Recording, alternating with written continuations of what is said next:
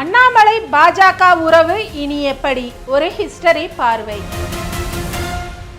அண்ணாமலைக்கும் பாஜகவுக்குமான தொடர்பு குறித்து விவாதங்கள் வலுத்து வரும் வேளையில பாஜகவிலிருந்து விலகி தனி கட்சி ஆரம்பித்தவர்களின் அரசியல் பாதையை கவனித்தால் அண்ணாமலை பாஜக உறவு இனி எப்படி இருக்குன்ற கேள்விக்கான பதிலை கண்டடையலாம். RSSங்கிற தாய் அமைப்பின் அரசியல் பிரிவாக உருவானதுதான் ஜனசங்கம். பிறகு 1977ல் இது பாஜகவாகி தற்போது 3வது முறை மத்திய கூட்டணி ஆட்சிக்கு தலைமை வகிக்குது. நாட்டில் பெரிய மாநிலமான உத்தரப்பிரதேசம் உள்ளிட்ட 21 மாநிலங்களிலும் பாஜகவும் அதன் கூட்டணியும் ஆட்சியில் இருக்கு. பழம்பெரும் கட்சியான காங்கிரசின் பல்வேறு சாதனைகளை முறியடிச்சு தற்போது நாட்டில் மிகப்பெரிய கட்சியாக வளர்ந்திருக்குது பாஜக. ஆனா தென் மாநிலங்கள்ல கர்நாடகாவை தவிர வேறு எங்கும் பாஜகவால ஆட்சி அமைக்க முடியல. பிராந்திய கட்சிகள் தான் அதற்கு காரணம். இந்த சூழல்ல பாஜக முன்னாள் மாநில தலைவர் அண்ணாமலை கட்சியிலிருந்து வெளியேறி உள்ளார். பல காரணங்கள் ஊடகங்கள்ல விவாதிக்கப்பட்டு வருது. ஆனா அண்ணாமலைக்கு முன்பே குஜராத்தில் கேசுபாய் பட்டேல், சங்கர் சிங் வகேலா, மத்திய பிரதேசத்தில் உமா பாரதி, உத்தரப்பிரதேசத்தில் கல்யாண் சிங், ஜார்க்கண்டில் யஷ்வந்த் சின்ஹா, கர்நாடகாவில் எடியூரப்பா போன்றோர் பாஜகவில் இருந்து விலகி தனி கட்சி தொடங்கி இருக்கிறாங்க. இவர்கள்ல சின்ஹாவை தவிர மற்ற அனைவருமே பாஜக சார்பில் முதல்வராக பதவி வகிச்சவங்களும் கூட. கடந்த 1995, 98 என இருமுறை குஜராத்தின் பாஜக முதல்வராக இருந்தவர் ஜனசங்கின் தொடக்க கால உறுப்பினராக இருந்த கேசு. இவர் 2012ல் பாஜகவில் இருந்து வெளியேறி குஜராத் பரிவர்த்தன் பார்ட்டி என்ற கட்சியை தொடங்கினாரு. அதே ஆண்டு சட்டப்பேரவை தேர்தலில் போட்டியிட்டவருக்கு வெறும் 2 தொகுதிகள் மட்டுமே கிடைச்சது. பின்னாடி உடல்நலம் குன்றியவர் அடுத்த 2 ஆண்டுகளில் MLA பதவியை ராஜினாமா செய்து பாஜகவிற்கே திரும்பிட்டாரு. பாஜக மாநிலங்களவை MPயாகவும் இருந்தவர் கரோனாவால் பாதிக்கப்பட்டு 2020ல் மறைந்தார்.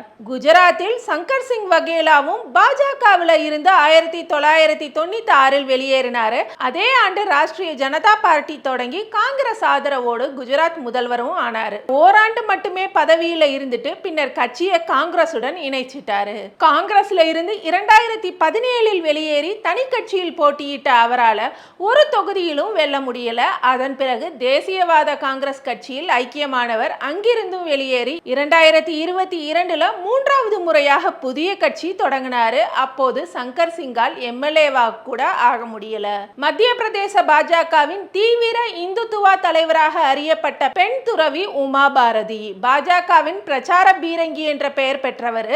மத்திய பிரதேசத்துல முதல் முறையாக 2003ல் பாஜக ஆட்சியின் முதல்வரும் ஆனார். ஹூப்ளி மத கலவர வழக்கில் கைது செய்யப்பட்டு ஒரே ஆண்டில் முதல்வர் பதவியையும் இழந்தார். கடந்த 2004ல் பாஜகவிலிருந்து நீக்கப்பட்டதால தனி கட்சி தொடங்கி சாதிக்க முடியாமல் போனார்.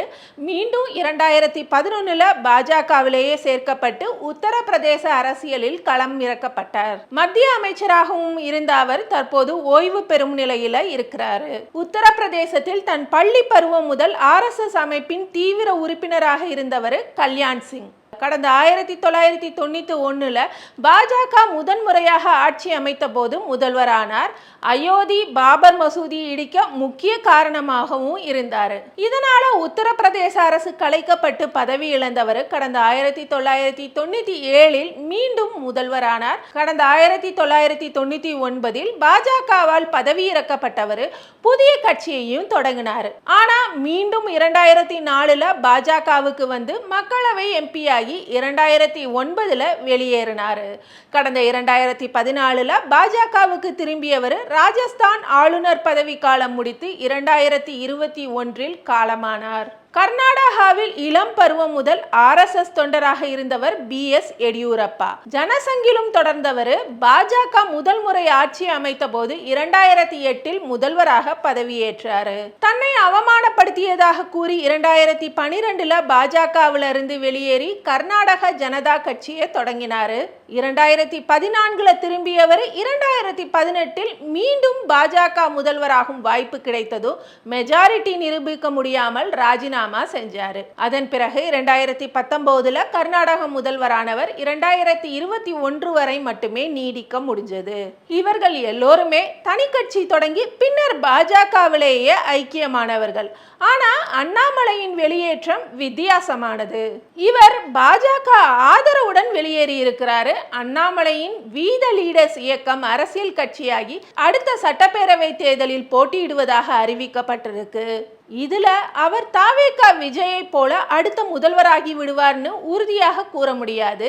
இதனால அண்ணாமலைக்கும் இதர மாநில தலைவர்களை போல பாஜகவுக்கு திரும்புவதை தவிர வேறு வழி இல்ல. ஒருவேளை தன் புதிய கட்சி சார்பில் தேர்தலில் போட்டியிட்டாலும் அவரால் பாஜக தொடர்பை துண்டிக்க முடியாது என தெரியுது. தமிழ்நாடு பாஜக தலைவர் உள்ளிட்டோர் இதை மறுத்தாலும் பொதுமக்கள் நம்பியதா தெரியல.